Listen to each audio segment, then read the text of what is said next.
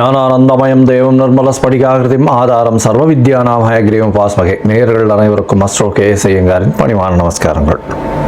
மாத பலன். விஸ்வாவசு வருஷம் ஆவணி மாதம் 17/8/2025 16/9/2025 வரலும் உண்டான நாட்கள். இந்த ஆவணி மாதம் அப்படின்றது தட்சிணாயனத்தின் 2வது மாதம். இந்த மாதத்தில் எல்லா விதமான ஃபெஸ்டிவல்ஸ் எல்லாமே வரக்கூடிய வாய்ப்புகள் மிகவும் அதிகம். ஏன்னா ஏற்கனவே ஆடி மாதம் பார்த்திங்கன்னா கடவுளுக்குன்னு உண்டான மாதம் அப்படின்னு சொல்லியிருக்கோம். இந்த மாதத்தில் திருமணங்கள் கைகூடக்கூடியது, திருமணங்கள் எல்லாமே நடக்கக்கூடியது, எல்லா விதமான வீட்டு சுபகாரியங்கள்லாம் நடக்கக்கூடிய மாதம். சரி, இந்த மாதத்தினுடைய கிரக சாரங்கள் என்ன அப்படின்றத பார்ப்போம். இந்த மாதம் ஆவணி மாதம் அப்படின்றதுனால சூரியன் சிம்மத்தில் இருப்பார். அதனால் சூரியன் சிம்மத்திற்கு போகிறது தான் ஆவணி மாதத்தின் ஆரம்பம். ஏன்னா நம்ம சூரியன் ஒரு ராசியிலிருந்து அடுத்த ராசியை போகிறத நம்ம அதாவது சூரியமான மாதங்கள்ன்றத மாதிரி நம்ம பார்க்குறோம். அதனால் சூரியனை சார்ந்து இருக்கக்கூடிய மாதங்கள் அப்படின்றதுனால ஆவணி மாதம் நம்மளுக்கு 17/8 அன்றைக்கி ஆரம்பிக்கிறது. சரி, இந்த மாதத்தில் வரக்கூடிய மாற்றங்கள், அதாவது மாத கிரகங்கள்னு சொல்லக்கூடிய சூரியன், செவ்வாய், புதன் மற்றும் சுக்கிரன் என்னென்ன மாற்றங்கள் ஏற்படுத்துறது அப்படின்னு பார்த்தாலேனால், இந்த மாதத்தில் சூரியன் ஆவணி அப்படின்றதுனால சிம்மத்திலையும், இந்த மாதத்தில் காலபுருஷ தத்துவத்தின் முதல் ராசியான மேஷ ராசியிலிருந்து 3வது இடம்னு சொல்லக்கூடிய மிதுனத்தில் சுக்கிரனும் குருவும் இருக்கா. 4வது இடம்னு சொல்லக்கூடிய கடகத்தில் புதன், 5வது இடத்துல கேதுவோடு சேர்ந்த சூரியன். இந்த மாதம் 6வது இடத்துல செவ்வாய் இருக்கார். 11ஆம் இடத்துல வக்கர சனி மற்றும் ராகு கும்பத்தில் இருக்கார். சரி, இந்த மாதத்தில் மாறக்கூடிய கிரகங்கள் அப்படின்னு பார்த்தோம்னா, இந்த மாதம் பிறந்து ஒரே வாரத்துக்குள்ளே, அதாவது புதனும் சுக்கிரனும் மாறுறார். முதல்ல சுக்கிரன் மாறுறார். அதாவது 21/8/2025 அன்னைக்கு சுக்கிரன் கடகத்துக்கு போகிறார். அதற்கு பிறகு 25ஆம் தேதி பார்த்தாலேயானால் 25/8/2025 அன்னைக்கு புதன் கடகத்திலிருந்து அதாவது சிம்மத்துக்கு போகிறார். இந்த மாத கடைசியில், அதாவது 14ஆம் தேதி செவ்வாய் கன்னியிலிருந்து துலாத்துக்கு வர்றார் 14/9/2025 அன்னைக்கு. அதுக்கப்புறம் 15ஆம் தேதி சுக்கிரன் மறுபடியும் கடகத்திலிருந்து சிம்மத்துக்கு வர்றார். இதுதான் இந்த மாதத்தினுடைய மாற்றங்கள். சரி, இந்த மாதத்தில் வரக்கூடிய சில விசேஷ நாட்கள் என்ன அப்படின்னு பார்த்தாலும், முதல் விசேஷ நாள் அப்படின்னு பார்க்கும்போதே வாஸ்து நிதிரை விடக்கூடிய நாள். அது 22/8/2025 அன்னைக்கு. அதுவும் மத்தியானம் வாஸ்து நிதிரை விடுறார்.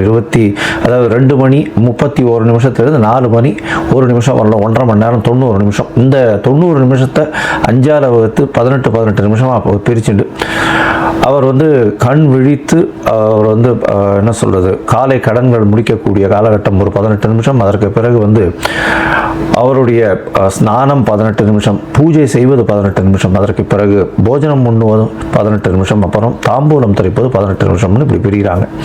இதில் கடைசி 18 நிமிஷம் தாம்பூலம் தரிப்பதும் போஜனம் மருந்தும் கூடிய காலகட்டத்தில் செய்யக்கூடிய எந்த வேலைகளாக இருந்தாலும், அதாவது வீடு மனை கோல் போடுதல், அது தவிர வீட்டுக்கு புதுசாக வீடு கட்டுறது, வீட்டுக்கு அஸ்திவாரம் போடுறது, மனை இது பூஜை போடுறது, இது எல்லாமே எல்லா விதமான ஏற்றத்துடன் காணப்படும் அப்படின்றது. அது எந்த ஒரு தங்கு தடையின்றி போகக்கூடிய காலகட்டமாக இருக்கும். இந்த வாஸ்து நாளில் உங்களுக்கு எந்த ஒரு அதாவது திதி வார நட்சத்திரம் இது எதுவுமே பார்க்க வேண்டாம். ராகு காலம், யமகண்டம் இந்த மாதிரியான விஷயங்களும் பார்க்க தேவையில்லை இந்த காலகட்டத்தில். அதனால் நல்ல ஒரு ஏற்றமான காலம். நிச்சயமாக வீடு கட்டணும்னு பார்க்குறவங்க இந்த காலகட்டத்தை எடுத்துட்டிங்கன்னா நல்ல ஒரு ஏற்றம் கிடைக்கும்.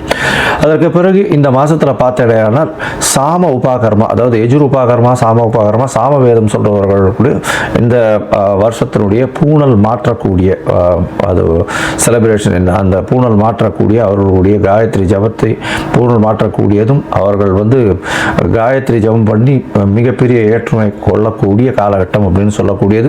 இது 26/8/2025 அப்படின்னு அந்த நாளில் வருது.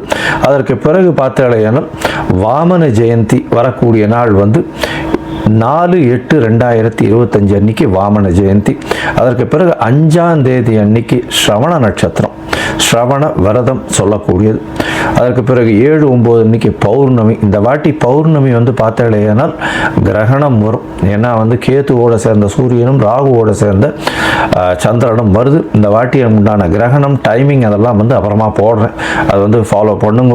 ஐ திங்க் பௌர்ணமியில் வர்ற கிரகணம் அப்படின்றதுனால சந்திர கிரகணம் ராத்திரி வந்து சந்திரன் மறைஞ்சு திருப்பி ஒளி ஊட்டக்கூடிய காலகட்டம் வரும். நான் அது இந்தியாவில் தெரியக்கூடிய விஷயம், அது நான் அதுக்கு உண்டான டைமிங் இல்லாமல் எடுத்து போடுறேன். அதற்கு பிறகு 8-9 அன்னைக்கு மாலையபட்சம் ஆரம்பிக்கிறது. இந்த வாட்டி பட்சம் வந்து நார்மலாக புரட்டாசியில் தான் வரும், முன்னாடி வந்து ஒரு 10 நாள் முன்னாடியே வந்துடுறது. மாலையபட்ச ஆரம்பம் 8-9 அன்னைக்கே ஆரம்பிக்கிறது. 13ஆம் தேதி அன்னைக்கு, அதாவது 12ஆம் தேதி அன்னைக்கு மகாபரணின்னு சொல்லக்கூடியது. அதாவது யார் யாரெல்லாம் பித்ருக்களுக்கு சிரார்த்தம் பண்ணுறாலோ அன்றைக்கி பண்ணக்கூடியது விசேஷம். அதாவது டேட்டு தெரியாமல் இருக்கிறவா, திதி தெரியாமல் இருக்கிறவாள்லாம் அன்றைக்கி பண்ணிடுவா. அதே மாதிரி 14/9/2025 அன்றைக்கி மத்தியாஷ்டமின்னு சொல்லக்கூடியது. இன்றைக்கி அந்த அன்னைக்கு அஷ்டமி வேற, மத்தியாஷ்டமின்னு சொல்லக்கூடிய நடுபாதியான இந்த மாலையபட்சத்தின் நடுபாதி. அதனால் அன்றைக்கும் வந்து எல்லாருக்கும் தர்ப்பணம் கொடுக்கறத பண்ணலாம். இன்றைக்கி கோகுலாஷ்டமி வேறு, ஏன்னா ஆவணி மாதம் வரக்கூடியது அஷ்டமின்றதுனால கோகுலாஷ்டமி ரோகிணி நட்சத்திரோட சேர்ந்து வர்றதுனால அன்னைக்கு முனித்திரியம் ஸ்ரீமடம் விவாளுக்கெல்லாம் வந்து அன்னைக்கு ஸ்ரீ ஜெயந்தி இருக்கக்கூடும். அதனால் அன்னைக்கு வந்து மிகப்பெரிய ஏற்றமான நாள். அது தவிர பார்த்தலையானால் ஆவணி மாதம் ரோகிணி நட்சத்திரம், அதற்கு பிறகு அஷ்டமி, இது மூணும் சேர்ந்து வரக்கூடிய காலம்ன்றதுனால கோகுலாஷ்டமி அப்படின்னு கொண்டாடுறோம். சரி, இந்த மாதம் வந்து மேஷம் முதல் மீனம் வரை எப்படி இருக்குது அப்படின்றத பார்க்கலாம். அதற்கு முன்னாடி என்னுடைய மொபைல் நம்பர் ஸ்க்ராலிங்கில் போயின்னு இருக்கும். உங்களுக்கு வந்து அஸ்ட்ராலாஜிக்கல் கன்சல்ட் தேவைப்பட்டுதுன்னா எனக்கு வந்து மெசேஜ் பண்ணுங்க. உங்களுடைய date, time, place of birth, உங்களுடைய பெயர், தாய் தகப்பனார் பெயர் அனுப்புங்க. என்னுடைய கட்டணம் என்னன்னு சொல்கிறேன், கட்டணத்தை போடுங்க.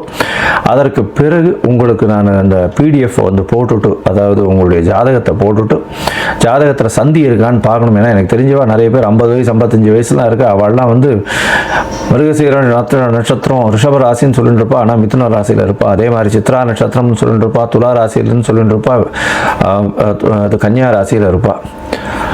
அந்த மாதிரி மாறி மாறி ராசிகளும் சரி லக்னங்களும் சரி மாறி இருந்து, அதனால் வந்து அவளுக்கு இப்போ நல்ல காலம் நடக்கிறது அப்படின்னு நினச்சிட்டு இருப்போம். ஆனால் வந்து லக்னத்துக்கு ஏற்றமான காலமாக இருக்காது. அதனால் சந்தியில் இருக்கும். அதனால் சந்தி என்னன்றதை பார்த்து அதற்கு அப்புறம் வந்து உங்களுக்கு உண்டான ஜாதகத்தை போடுறேன். அதற்கு பிறகு உங்களுக்கு நான் அப்பாயின்மெண்ட் தரேன். நான் வந்து உங்களோட பேசுகிறேன். உங்களோட பேசும்போது உங்களுக்கு உண்டான பிரச்சனைகள் என்ன ஏதுன்றதை, அதற்கு உண்டான எளிய வழிமுறைகள் என்ன ஏதுன்றதை நான் சொல்கிறேன். சரி, இப்போ மேஷம் முதல் மீனம் வரை விஸ்வாவச வருஷம் ஆவணி மாதம் ஒரு ராசியாக பார்க்கலாம். மகரம், உத்திராடம், திருவோணம், அவிட்டம், இந்த 3 நட்சத்திரம் 9 பாதங்களை கொண்ட ராசி. ராசியின் அதிபதினு சொல்லக்கூடியவர் சனி பகவான். சனி உங்களுடைய ராசியின் 2ஆம் இடத்துல ஆட்சி பெற்று போயிருக்கார், வக்ரகதியில் இருக்கார். உங்களுடைய ராசிக்கு 2ஆம் இடத்துல ராகுவும் சேர்ந்திருக்கார். அதனால் பேச்சில் ரொம்ப கவனமாக இருக்கிறது நல்லது. ஏன்னா பேச்சில் தடித்த பேச்சுக்கள் வரும். உங்களுடைய பேச்சுக்கள் அடுத்தவர்களுக்கு புரியும்படியாக இருக்காது. அதனால் தவறான விஷயமாக புரிந்து கொள்ளப்படும். உங்களுடைய ராசிக்கு 2ஆம் இடத்துல சனியும் ராகுவும் இருக்கிறதுனால பணவரவிற்கு பஞ்சம் இருக்காது. ஏன்னா தனகாரகனான குரு உங்களுடைய ராசிக்கு 2ஆம் இடத்தை தனஸ்தான அதிபதியான சனியே பார்க்கறதுனால பணவரவிற்கு பஞ்சம் இருக்காது. கவலைப்பட தேவையில்லை. குடும்பத்தில் சிறு சிறு சலசலப்புகள் இருக்கும். அதனால தான் சொல்கிறோம், திருப்பி பேச்சில் கொஞ்சம் கவனமாக இருங்க அப்படின்னு சொல்கிறோம். உங்களுடைய ராசிக்கு பார்த்தீங்கன்னா இந்த விஸ்வாவசு வருஷம் ஆவணி மாதம், அதாவது 17/8/2025 16/9/2025 வரலும் உண்டான காலகட்டத்தில், அதாவது ஆவணி மாதம் அப்படின்னு சொல்லக்கூடிய காலகட்டத்தில் பார்த்தீங்கன்னா பொதுவாகவே நான் அதாவது இந்த மாத கிரகங்கள்னு சொல்லக்கூடிய சூரியன், செவ்வாய், புதன் மற்றும் சுக்கிரன், இந்த 4 கிரகங்களினுடைய மாறுதல்களை வச்சு தான் வந்து இந்த மாதத்தினுடைய பலன்களை சொல்லுவோம். இந்த மாதத்தில் உங்களுடைய ராசிக்கு 8ஆம் இடத்துல சூரியன் ஆட்சி பெற்று இருக்கார். என்ன சார் இது, 8ஆம் இடத்துல சூரியன் ஒவ்வொரு ஆவணி மாதத்துலையும் ஆட்சி பெற்று தானே சார் இருப்பார். ஏன்னா சிம்மத்தில் வரும்போது தான் ஆவணி மாதம். இதில் என்ன சார் வித்தியாசம் இருக்குது அப்படின்னா, இந்த வாட்டி பார்த்தலையானால் கேத்து பகவானும் சேர்ந்து அங்கே இருக்கார். அதனால் உடல் நலத்தில் கொஞ்சம் பின்னடைவு இருக்கக்கூடும். அதனால் அரசு சம்பந்தமான விஷயங்களில் கொஞ்சம் ஜாகிரதையாக இருக்கிறது. கவர்மெண்ட் இதுவெல்லாம் வந்து என்ன சொல்கிறது, அரசாங்கத்தினுடைய சிறு பிரச்சனைகள் வரக்கூடிய வாய்ப்புகள் உண்டு. கான்ட்ராக்ட் தொழிலில் இருக்கிறவங்களுக்கு நல்ல ஒரு ஏற்றம் இருக்கும். மறைமுக வருமானம், அதை தவிர வந்து துப்புரவு தொழிலாளர்களை வச்சு வருமானம், அதை தவிர இது எலக்ட்ரிசிட்டி இரும்பு சம்பந்தமான மின்காந்தம் சம்பந்தமான விஷயங்கள் எல்லாம் வந்து வியாபாரங்கள் கொஞ்சம் அதிகமாகவே இருக்கக்கூடிய வாய்ப்புகள் நிச்சயமாக உண்டு. இந்த மாதத்தில் பார்க்கும்பொழுது அரசாங்கத்திலிருந்து சிறு சிறு தொல்லைகள் வரக்கூடிய வாய்ப்புகள் உண்டு. ஏன்னா 8ஆம் இடத்துல ஆட்சி பெற்ற சூரியன் இருந்தாலும் 8ஆம் அதிபதி 8ஆம் இடத்துல இருந்தாலும் கேதுவினுடைய சம்பந்தம் இருக்கிறதுனால பிரச்சனைகள் வரும். உடல்நிலையில் பின்னடைவு இருந்தாலும் பெரிய பிரச்சனைகள் இருக்கிறதுக்கு வாய்ப்புகள் இல்லை. அதனால் உடல்நலத்தை கண்ணும் கருத்துமாக பார்த்துக்கிறது மிகவும் நல்லது. வைத்தியரிடம் போய் பார்த்துட்டு வர்றது ரொம்பவும் நல்லது. இந்த மாதம் பார்த்தலையானால் உங்களுடைய ராசிக்கு 6ஆம் இடத்துல சுக்கிர பகவான் ஆரம்பித்தாலும் ஒரே வாரத்தில் 7ஆம் இடம் போய்ட்டு 7ஆம் இடத்துல போகும்போது சப்தமத்தில் சுக்கிரன் இருக்கிறதுனால எதிர்பாலினத்தவர் மூலியமாக ஒரு ஈர்ப்பு இருக்கக்கூடிய வாய்ப்புகள் நிச்சயமாக உண்டு. அது தவிர பார்க்கும்பொழுது உங்களுக்கு திருமணத்துக்கு பார்த்து கொண்டிருந்தால் இந்த காலகட்டத்தில் திருமணம் நிச்சயமாக கைகூடக்கூடிய வாய்ப்பு உண்டு. என்ன சார் இது குரு பார்வையே இல்லையே, அப்புறம் எப்படி சார் ஆகும்? சுக்கிரன் களத்திர காரகன் சொல்கிறவர் சப்தமத்தில் வந்து இருக்கிறது பெரிய விசேஷம். இதன் மூலியமாக உங்களுக்கு நிச்சயமாக திருமண பாகியம் ஏற்படும். உங்களுடைய தசாபுக்தியும் கை கொடுத்ததேயானால் இந்த காலகட்டத்தில் பார்த்தலையானால் உங்களுடைய ராசிக்கு உண்டான 6ஆம் அதிபதி அவர் 8ஆம் இடத்துக்கு போகிறார். 6ஆம் அதிபதி 8ஆம் இடத்துக்கு போகிறது ரொம்ப விசேஷம். வேலை சம்பந்தமாக வெளியூர் வெளிநாடு வெளி மாநிலம் போயிட்டு வரக்கூடிய வாய்ப்புகள் வரும். ஏன்னா ஷார்ட் ட்ரிப் போயிட்டு வரக்கூடிய மறைந்து இருந்த இடத்திலிருந்து பண வரவு அதிகமாக இருக்கும். ரேஸு லாட்ரி அந்த மாதிரியான விஷயங்கள், ஷேர் மார்க்கெட் இந்த மாதிரி விஷயங்களில் திடீர் பண வரவுகள் வரக்கூடிய வாய்ப்புகள் நிச்சயமாக உண்டு. ராசிக்கு 6ஆம் அதிபதி அப்படின்னு சொல்லக்கூடியவரே 8ஆம் இடத்துல போய் வந்து மறைகிறார். ஆனால் புதனுக்கு மறைவு கிடையாதுன்னு சொல்றது ஜோதிட சாஸ்திரம். அதனால வந்து 8ஆம் இடத்துல மறைந்தாலும் நிச்சயமாக ஒரு நல்ல ஏற்றம் இருக்கக்கூடிய வாய்ப்புகள் உண்டு.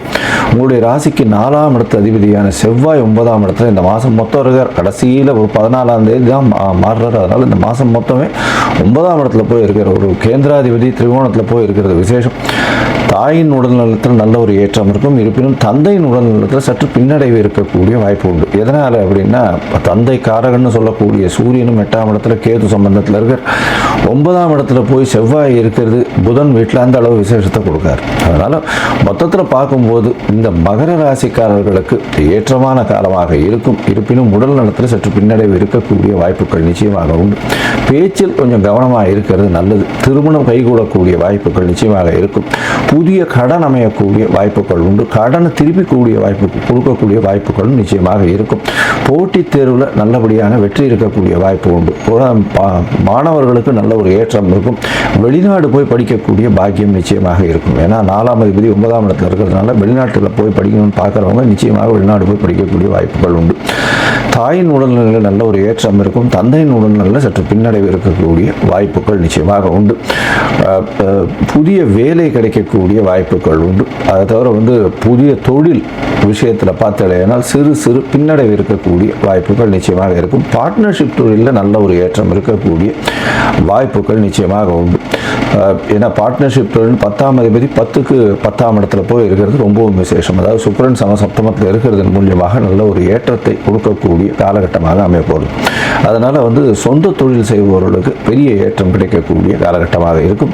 இந்த காலகட்டத்தில் பார்த்தீங்கன்னா நீங்கள் சில நாட்கள் நகர்த்தி வைக்கிறது நல்லது. அது சந்திராஷ்டம நாட்கள்னு சொல்கிறோம். அந்த சந்திராஷ்டம நாட்கள் மகர ராசிக்காரர்களுக்கு 23/8/2025 25/8/2025 வரலும் இருக்கக்கூடிய காலகட்டம். இந்த மகர ராசிக்காரர்கள் சட்டம் ஒழுங்கு மற்றும் இந்த கோர்ட்டு இந்த மாதிரியான விஷயங்கள் இருக்கிறவங்க, போலீஸ் இந்த மாதிரியான விஷயங்கள் இருக்கிறவங்க, துப்புரவு தொழிலாளர்கள் இது பண்ணுறவங்க, மேனேஜ் பண்ணுறவங்க, கான்ட்ராக்ட் சிவில் கான்ட்ராக்ட் இதெல்லாம் வந்து பண்ணுறவங்க, சிமெண்ட்டு என்ஜினியரிங் இந்த மாதிரியான விஷயங்கள்லாம் வந்து பண்ணுறவங்களுக்கு நல்ல ஒரு ஏற்றமான காலம். இந்த காலத்தில் நீங்கள் வந்து கால பைரவரை தேய்பிரை அஷ்டமியில் போய் நிச்சயமாக ஒரு வழக்கு ஏற்றிட்டு வாங்க. தேங்காயை உடைச்சி உள்ளே இருக்கிற தண்ணியை கொட்டிட்டு நல்லெண்ணெயை போட்டு துணி திரி போட்டு ஏற்றிட்டு வாங்க. நல்ல ஒரு ஏற்றம் கிடைக்கும். பிரச்சனைகள் எதுவாக இருந்தாலும் சூரியனை கண்ட பனி போல நிச்சயமாக உங்களுக்கு அது இருக்கும் இடமே தெரியாமல் போகும். லோகா சமஸ்தா சுகினோ பவந்து. நன்றி, நமஸ்காரம்.